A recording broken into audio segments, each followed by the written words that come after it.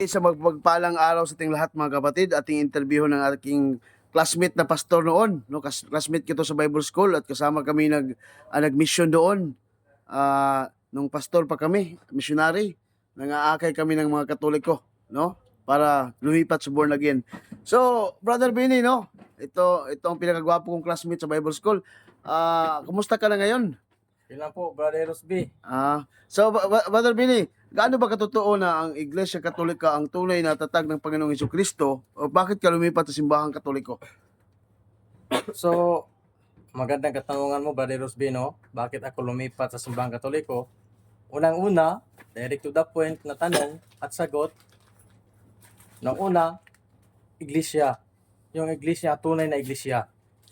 Mateo 16:18, malinaw naman dyan na sinasabi ng ating Panginoon, "You are Peter, upon this rock, I will build my church." Hindi man sinasabi natin Panginoon na I will build my churches. Yes, tama po. So, grammatically speaking, ang ating unawain, only one church lang ang itinayo at tinatag ng ating Panginoong Kristo.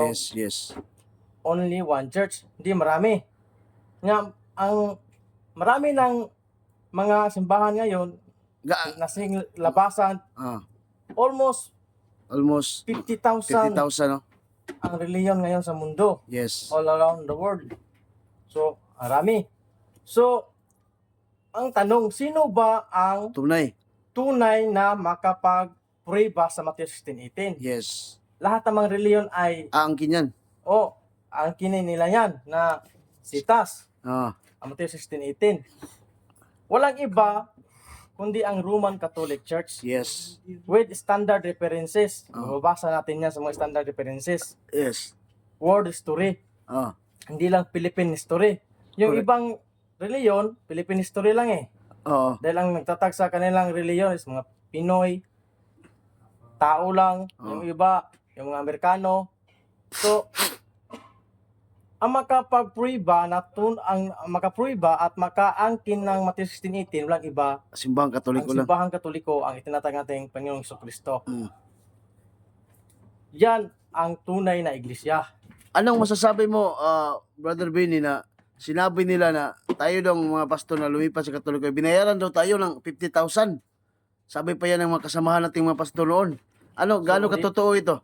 Hindi yan totoo dahil wala kaming natanggap na 50,000, kahit piso nga, wala. 50,000. Kusa kami lumipat sa simbahang Katoliko dahil yung sa katotohanan, sa Yes. full truth.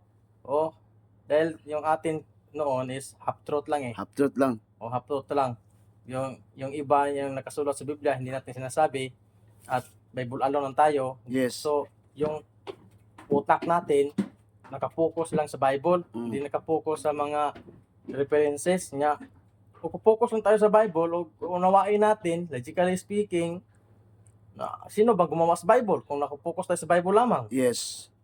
Pero author yan, hindi yung Bible yan muntas langit at nahulog at kinuha ng pastor at pinangaral ng mga tao. Yes. Maraming proseso. So hindi yan totoo aligasyon na binayaran doon tayo kaya napilitan tayong lumipat sa Katoliko, no? Hindi yan totoo, Brother Rosby. Yan yung pambabasa atin eh. Yan si Pastor Rosby, Pastor Bini, lumipat yan sa Katoliko dahil binayaran yan 50,000. May narinig pa ako dyan, 50,000 na binayaran tayo. Kahit piso wala. Open-minded lang tayo. Open-minded lang. No. Hindi tayo one-sided. Ito si Brother Minis, 2017 pa to na convert sa simbahang Katoliko. Yung gustong mga parokya dyan sa Sambonga del Norte, kung gusto nyong maimbitahan si Brother Bini, no, sa kanyang conversion story, invite nyo siya. Kasi nga po, andyan lang po siya nakatira sa Osmeña, Sambonga del Norte. No? Diyan sa Sambonga del Sur, Sambonga Sibugay, Sambonga del Norte, lahat ng nakikinig nito. So kung gusto nyong makarinig ng magandang conversion story, from born again pastor, missionary to Catholic defender, so invitahan nyo to si Brother Bini Adolfo. Ang kanyang page mga kapatid is Bini Adolfo, no? Yan po mga kapatid. Sana po, no, maintindihan nyo. Maganda talaga, no? Yung profile ko, bro, yung katabi ko si Barisok. Tabi niya si Brother Sok Fernandez. Mentor niya si Brother Sok Fernandez, mga kapatid.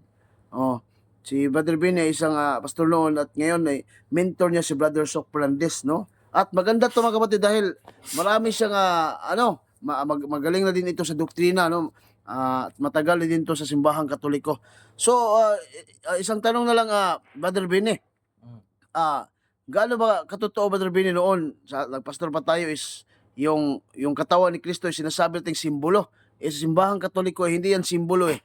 Gaano yan katotoo? Ano bang sinabi ng Biblia? Simbolo ang katawan ni Kristo o hindi simbolo? Unang-una, babasahin natin ang John chapter 6 verse 51 to 52. Malinaw namang sinabi natin ng Panginoon sa Kristo na I am a living bread who came down from heaven. Anyone who eats this bread will have eternal life. Hindi naman sinasabi doon na This is the symbol. Symbol. This is the symbol of My body. my body.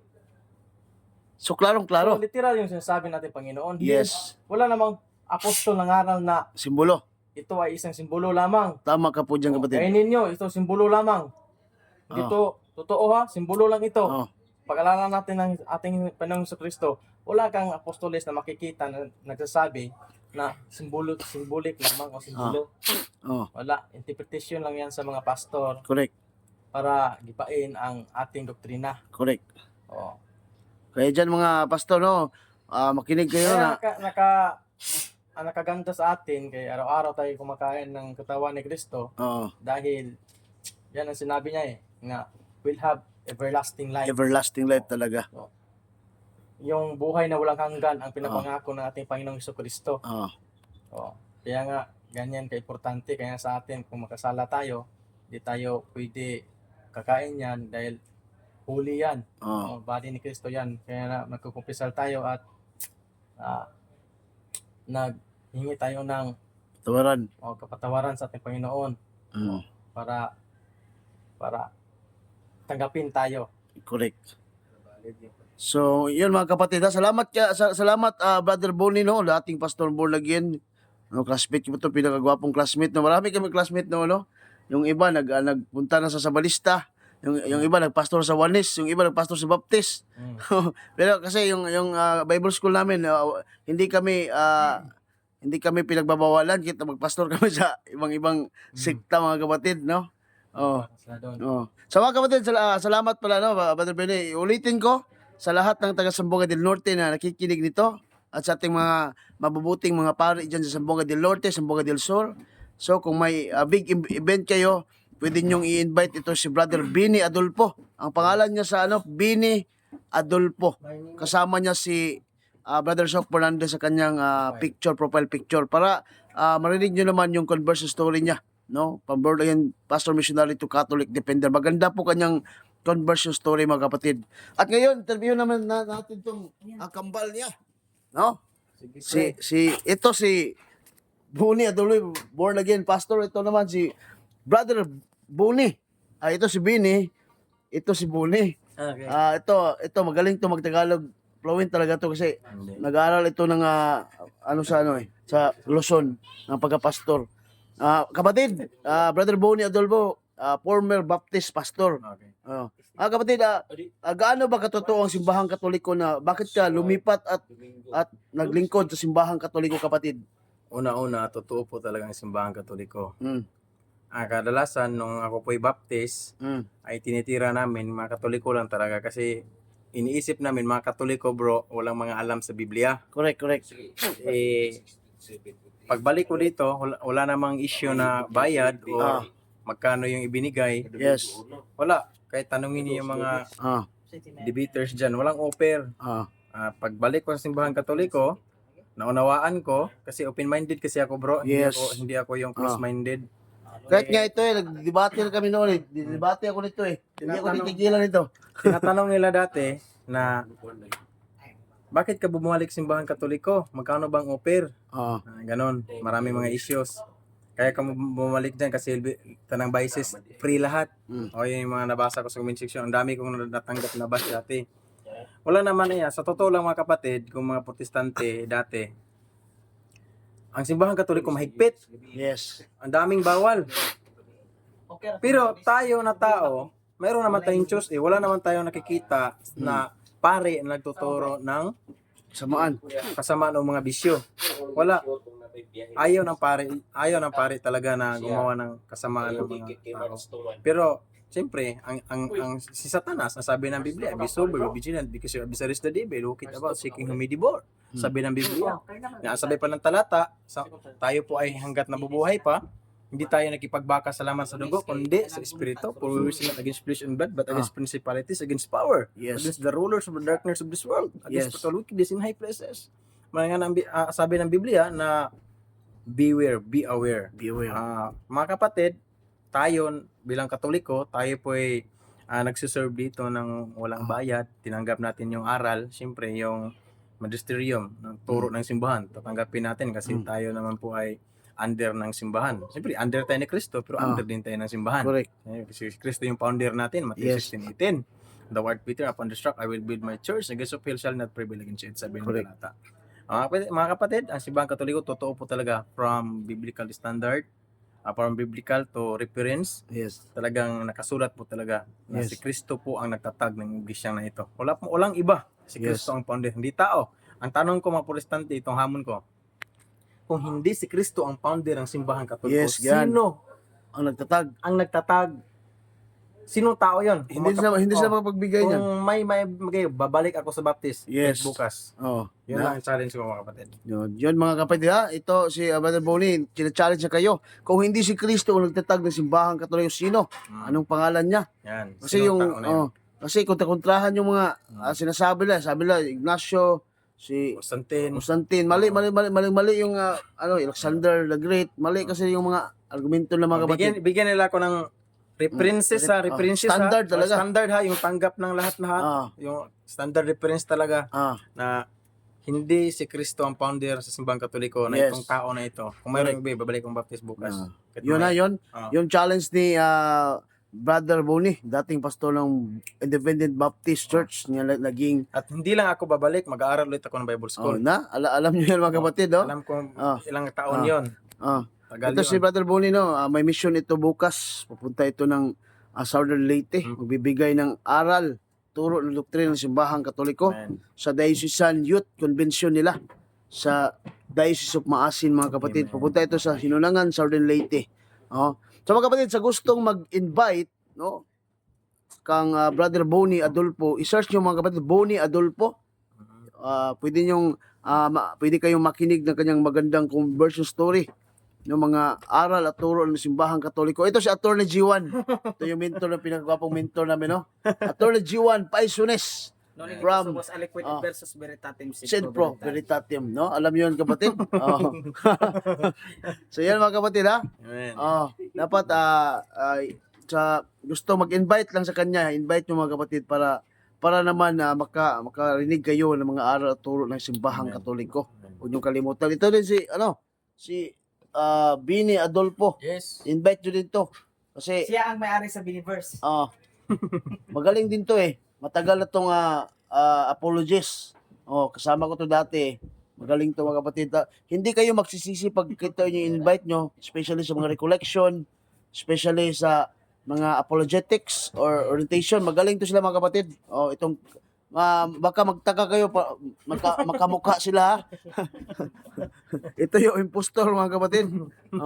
Salamat sa lahat ng nakikinig ngayon mga kapatid, no, sa kakaunting conversion story. Ito naman si Brother Stalwart, ang pinakagwapong Grabe naman, pangalawa ako sa'yo.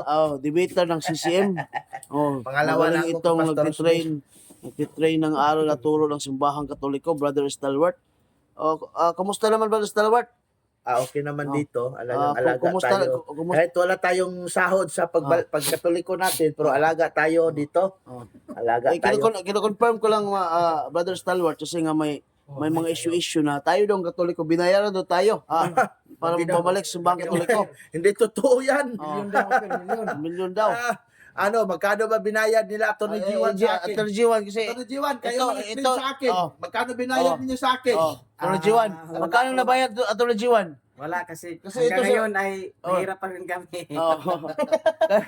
Kahit nga ito si Attorney G1, no, wala nga itong hindi pa nga ito binayaran eh.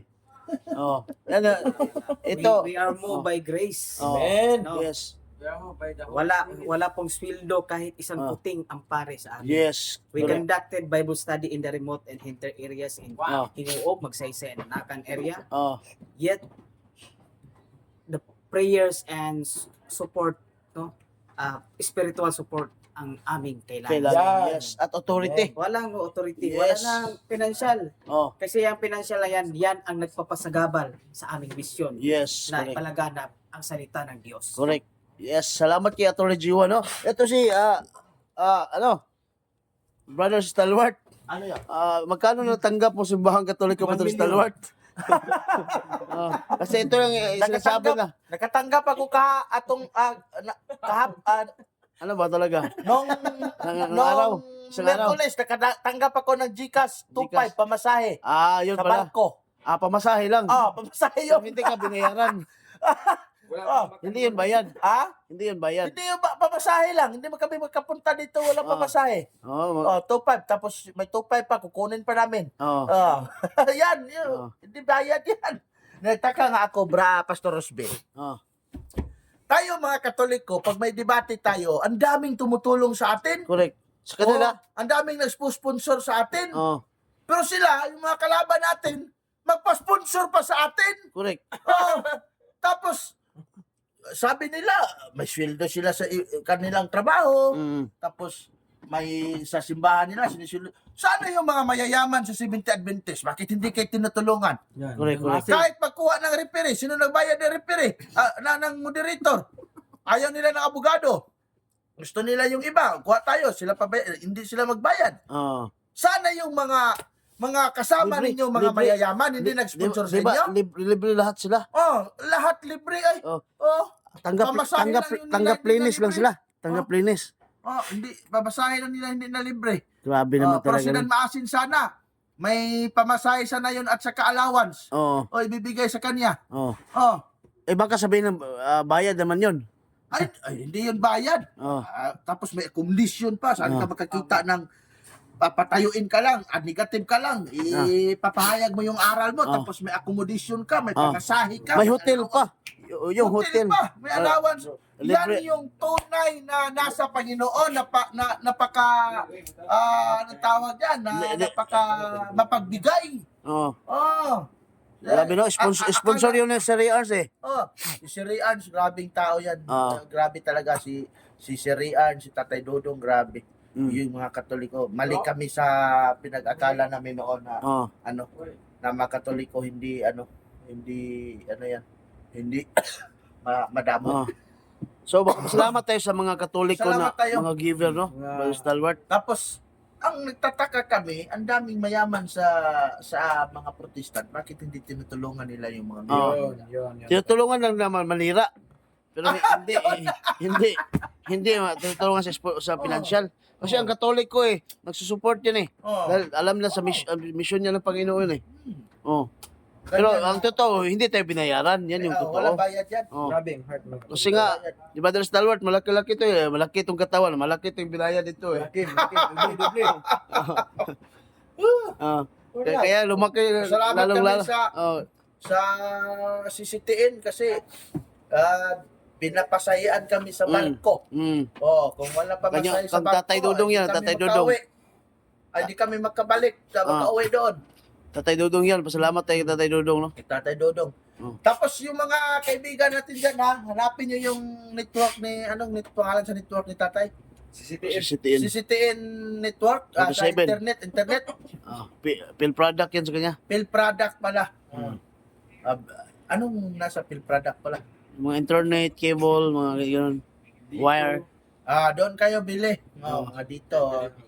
Bili kayo doon, pill product pala. Kapilan dito din. Salamat. So mga Tatay. kapatid, no, yun, pinapalino ni Brother Stalwart kaya hindi talaga totoo na binayaran kami. Huwag kayong gumawa-gawa ng imbento. Kasi nga po mga kapatid, kami po ay voluntary po kami dito sa simbahang Katoliko upang maglingkod, no? Kung may magsusupport sa amin, no, kanila yung Wala bayad. Oo. Bakit kami bumalik sa Pero- simbahang Katoliko na pero- walang bayad? Kasi alam namin na pag mamatay kami, yung kaluluwa namin, hindi man kami dito sa langit, mapunta sa purgatorio. Tapos yung kaluluwa namin sa purgatorio, pag mabayaran namin yung mga maliliit na kasalanan doon, makaakyat na kami sa langit. Correct. Kayo, mamatay kayo, sabi ninyo, walang purgatorio, langit, impyerno, ang makasalanan, hindi man malangit yan, hindi makaakyat sa langit, saan kayo punta? Mag-uot kayo sa impyerno. Mag-uot talaga. Mag-uot talaga sila doon. Oo. Ano ba yun? Magsiksikan. Magsiksikan. Mag-uot pala. So salamat Brother Stalwart, no? Salamat Brother Stalwart, at mamaya hatian mo ako sa 50,000 mo, ha. Sana kung may magbigay. So sa lahat ng gustong sumuporta sa programa ng CCM at sa misyon ng mga defender ng simbahan Katoliko, especially sa debating team, sa misyon namin mga kapatid. So wag nyo nyo lang, no?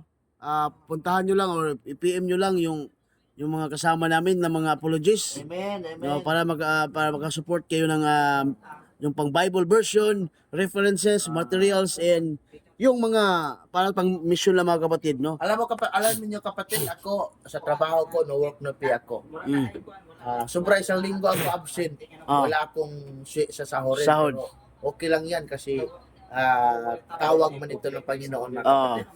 Wala problema yan. God will make a way. Itong absent mo, malaking na to, ba? Malaki na yun. Pero ang Panginoon, may ano talaga ang Panginoon. May way ilalaan talaga. sa atin. So yan po mga kapatid. Thank you. Subscribe kayo sa aking Facebook, Alfredo Ngoho Jr. Yes. Subscribe kayo sa aking YouTube. May YouTube ka na ngayon? Alfredo Ngoho Jr. din. Kahit kulilat yun eh. Pero okay lang. Mag-subscribe sila doon. Salamat. Yan lang po yung ano namin sa inyo. God bless mga kapatid. God bless, God bless, Thank you. God bless. Subscribe din kayo dito, Buni Adolfo. Bini Adolfo. Yes. And Pastor Ephraim Bala. And bro, Dodong, the whole day. Paggabi, the whole night. Yes.